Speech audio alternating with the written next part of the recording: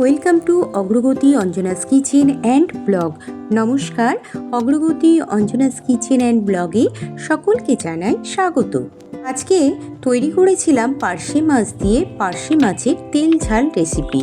অতি সাধারণ কিছু জিনিস দিয়েই ঘরেতে তৈরি করে ফেলতে পারবেন অতি উত্তম এবং অতি সুস্বাদু এই পার্শে মাছের তেল ঝাল রেসিপিটিকে।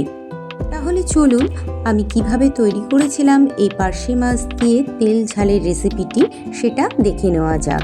পার্শে মাছের তেল ঝাল রেসিপি তৈরি করবার জন্য প্রথমেই যা নিয়েছিলাম পার্শে মাছ, আমি 6 পিস এখানে পার্শে মাছ নিয়েছিলাম, তার সঙ্গে শুধুমাত্র সর্ষে বেটে নিয়েছিলাম।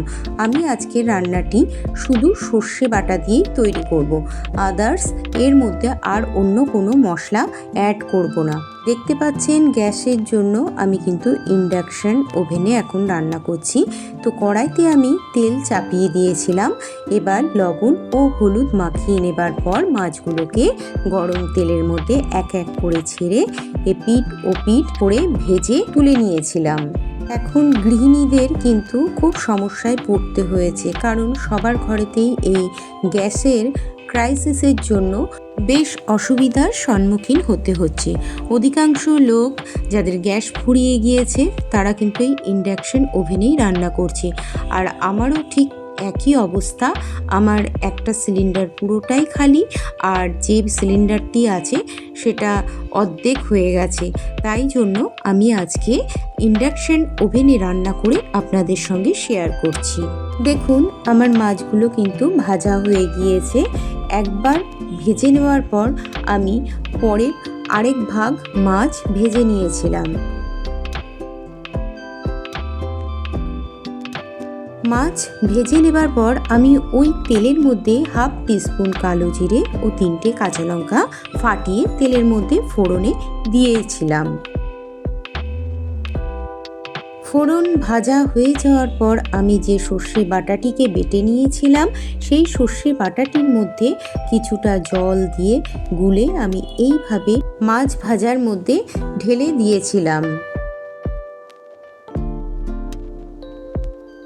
সর্ষে ধোয়া জল মাছের মধ্যে ঢেলে দেওয়া হয়ে গেলে আমি হাফ টিস্পুন হলুদ গুঁড়ো ও 1 টিস্পুন লবণ এই মাছ ঝালের মধ্যে দিয়েছিলাম। সব কিছু দেওয়া হয়ে গেলে এবার আমি ভেজে রাখা মাছগুলো মাছ ঝালের মধ্যে এক এক করে ছেড়ে দিয়েছিলাম এবং খুন্তি দিয়ে ভালো করে নেড়ে চেড়ে মিশিয়ে দিয়েছিলাম। এবার মাছ ঝালটিকে ফুটতে দেওয়ার পালা। আমি মিনিট 15 সময় মতন মাছ ঝালটিকে ফুটিয়ে নিয়েছিলাম এবং নাবানোর আগে আরও 2 চামচ মতন কাঁচা সর্ষের তেল এই মাছ ঝালের মধ্যে ছড়িয়ে দিয়েছিলাম। কাঁচা সর্ষের তেল ছড়িয়ে দেওয়ার পর আমি আর 2 মিনিট মতন ফুটিয়ে নিয়েছিলাম। এরপর কড়াই থেকে নামিয়ে নিয়েছিলাম।